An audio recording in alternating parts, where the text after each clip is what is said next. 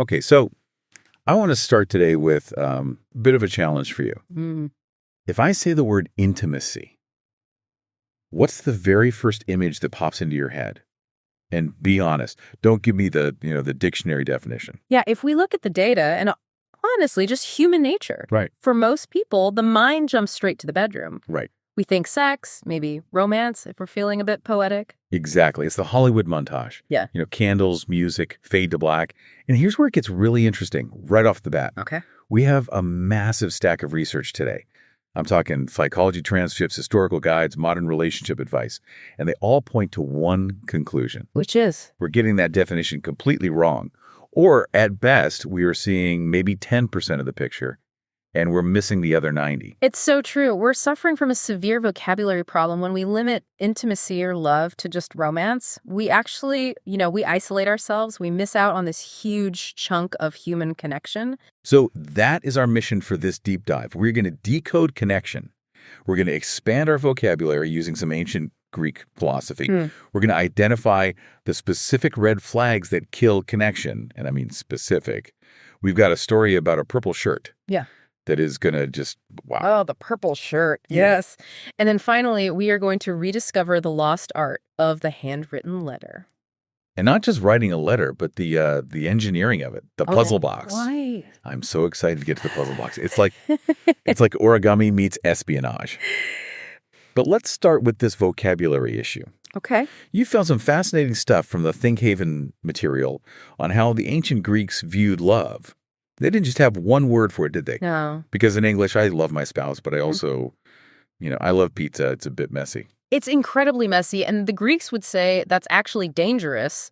They argued that love isn't one thing, it's a spectrum of 8 different things. And if you confuse them, if you expect your pizza to treat you like a spouse, or your spouse to just be a pizza, you run into trouble. Okay, let's walk through these. I'm assuming they had a word for the hot, heavy, romantic stuff. Oh, they did. That's eros, named after the Greek god of love. This is the burning passion, the chemistry, the butterflies. It's intense, it's physical, and it just pulls you towards someone. So that's the love at first sight feeling. Exactly. But here's the catch. The Greeks saw eros as dangerous. It's fiery, but fire burns out. It sort of takes control away from you. What? Contrast that with ludus. Ludus. Okay. That sounds like a game, like Ludo. That's exactly what it is. Ludus is the love of the flirt. It's the wink and a laugh, the playful texting late at night. It doesn't take itself too seriously. So in the modern world, this is the situationship. Exactly. Or the early stages of a dating app match. Right. It's the thrill of the chase. Yeah. But I feel like a lot of people get stuck there. They just want Ludus forever. And that's where you get the commitment phobe label. Ludus is fun, but it's shallow.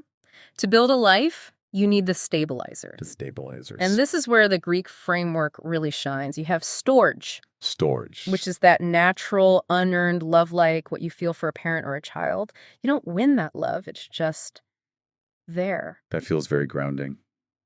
But what about friends? The love for your friends? That is philia. This is the love of deep friendship and loyalty. It's the bond where words aren't always needed, but you know that person has your back. It's based on shared values. In the ancient world, military captains would often say philia was more valuable than eros. I think we really undervalue philia in modern culture. We try to put everything on the romantic partner. Yes. We want our spouse to be our lover, our best friend, our business partner, our therapist. And it crushes the relationship. But there's one Greek term here that I think is the most misunderstood and maybe the most important for anyone in a long-term relationship. Okay, what is it?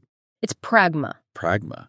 It sounds like pragmatic, which honestly sounds a little unromantic. It does. If my partner told me, I love you pragmatically, I think I'd be sleeping on the couch. Yeah, it definitely sounds like a business deal on the surface. But look deeper. Pragma is love founded on compromise, patience, and shared goals. So it's not the fireworks. It's not the fire of eros, it's the engine. It's choosing love even when you're tired or when the kids are screaming or when things are just boring. So eros gets you to the altar, but pragma is what keeps you from driving off a cliff 10 years later. Precisely. Eros is found, pragma is built. It's an achievement. I like that. I like that framing. It's active. Now, before we move to the modern science, I know there was a warning label in the Greek text, a bad kind of love. Yes. Mania. That sounds about right.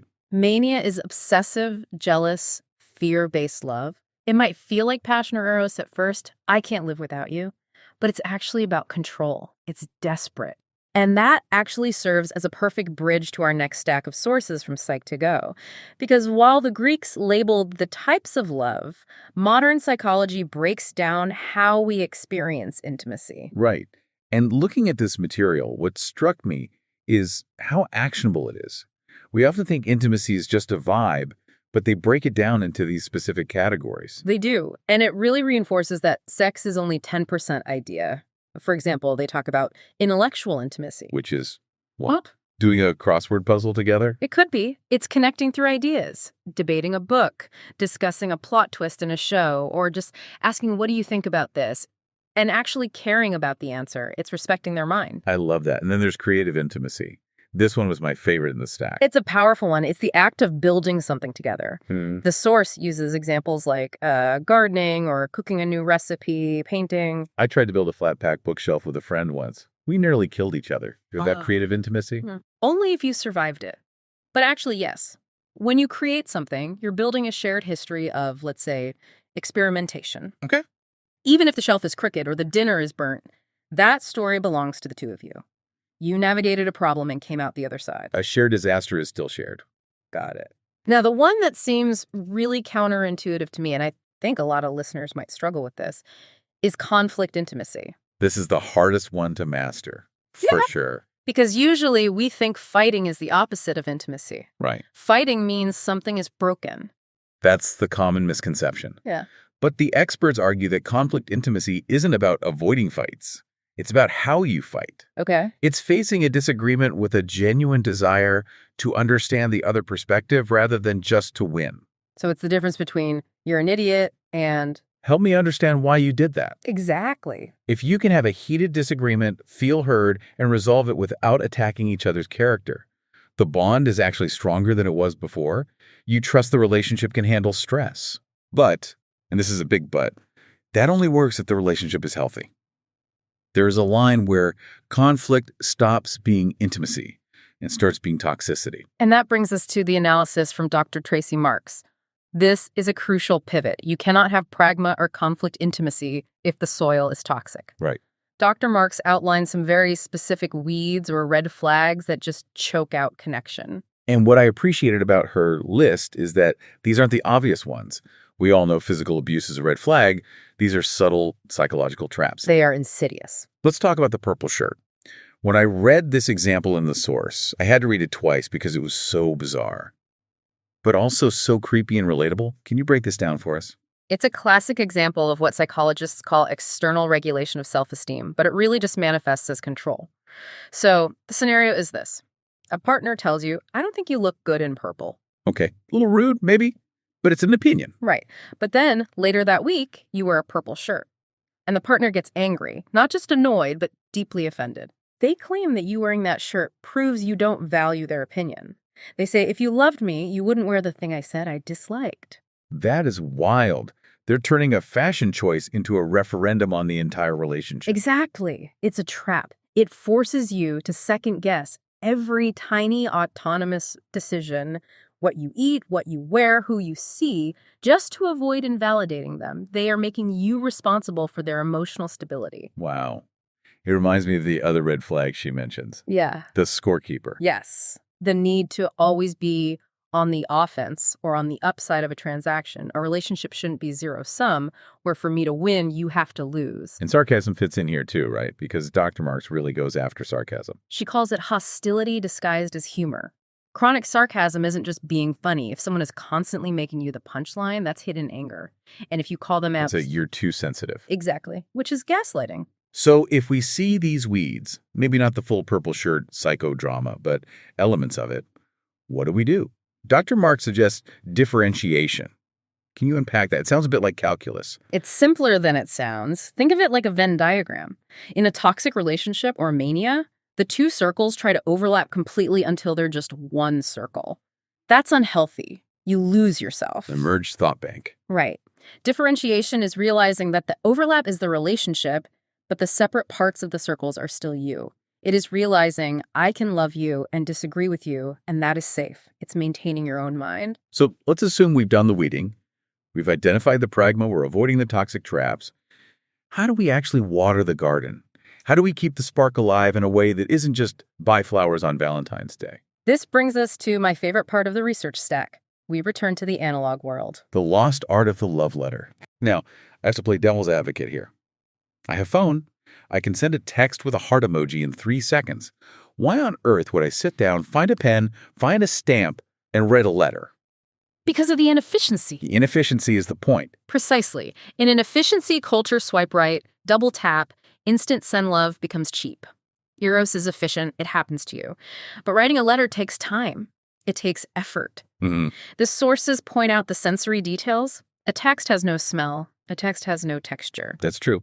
A letter has the distinct curls of your script. It might have a coffee stain or the scent of the perfume you were wearing. You are physically handing over a piece of your environment to someone else. It is tangible proof that you spent time thinking about them when they weren't there. And if we really want to talk about effort, we have to talk about the Georgian puzzle box. I had never heard of this before, but now I'm obsessed. This is basically historical encryption, right? It is. It dates back to the Regency era. Back then, envelopes were rare and postage was charged by the sheet of paper. So if you used an envelope, you paid double. So they had to be thrifty. Exactly. So they developed this intricate way of folding the letter itself so it became its own envelope. You take a square piece of paper, you fold it corner to corner. The source is like a taco at one point. Huh. Yes, the taco fold is crucial. You then fold it into thirds, tucking one flap into another. It creates this self-locking packet. It's secure. Yeah. To read it, the recipient has to carefully untuck and unfold the layers. It turns the act of reading into an unraveling. It's like unwrapping a gift. And imagine the anticipation. You get this little paper packet, maybe sealed with wax, and you have to physically work to get to the message inside. Yeah. It builds intimacy before you even read the first word. Okay, so we've folded the taco. We've got the pen. But what do we actually write? Because I think for a lot of people, staring at a blank page is terrifying. They just freeze up. That's the hurdle. But the sources provide a really solid structure to get past that writer's block. And the golden rule here is specifics. Meaning, don't just say, you're nice. Exactly. You're nice is generic. It could apply to your barista. You want to write, I love how you pause and really listen when someone is hurting. Or, I love the way your eyes crinkle when you watch that one movie. That proves you actually see them. It does. They suggest a 5-part outline that I think is brilliant. Part 1, the greeting. Make it intimate. Use a nickname. Part 2, the why. Start with, I wanted you to know. Explicitly stating your purpose. Part 3 is the body, I assume. Yes. That's where you draw the sensory details. I remember the smell of the rain on our first trip. Then part 4, the future. Connect that memory to where you're going. I look forward to building a life with you. And part 5, the sign-off. And please, the source was very clear on this. Do not use sincerely. Sincerely, your spouse. It sounds like a subpoena. Use forever yours, or with all my love, or even a private inside joke. The sources also suggested some creative prompts if you're really stuck. I like the open when series. Those are great. You write a stack of letters for the future. Open when you've had a bad day. Open when we've had a fight. Open when you miss me. It's like sending a time capsule of support. Exactly. Yeah. Or a day I'd relive. Walking through a specific memory hour by hour. That goes back to experiential intimacy. You are cementing that memory by writing it down. And think about the difference between receiving that versus a text that just says, love us. Huge difference. You know, looking at this whole stack, from the Greeks with their 8 words to the work of Dr. Marx to the puzzle boxes, there's a common thread. Intentionality. Exactly. None of this happens on autopilot. No, Eros happens on autopilot. Getting a crush is easy. But pragma, the enduring love, that's a choice. Avoiding the purple shirt toxicity requires the discipline of differentiation. And writing a letter requires the discipline of just sitting down and focusing. We live in a world that sells us convenience. Fast food, fast dating, fast replies. But the research suggests that deep connection is inherently inconvenient. It takes time. And that time is the gift. When you hand someone a folded puzzle box letter, you are saying, I use the one non-renewable resource I have, my time on you. So here is our challenge for you listening right now. We want you to slow down. Maybe that means taking a moment to identify what kind of love you're feeling. Is it ludus or is it pragma? Or maybe it means auditing your relationship for those weeds of sarcasm or control. Maybe it just means finding a piece of paper, Find a piece of paper, look up a tutorial on the Georgian puzzle box fold. It's easier than it sounds, I promise. And write something specific. If you wrote a letter to your future self about your current relationships, what kind of story would it be? Would it be a tragedy, a comedy, or a romance? And remember, since you're the one holding the pen, you get to decide what happens next. That's the beauty of it. You're the author. Thanks for diving in with us. Take care.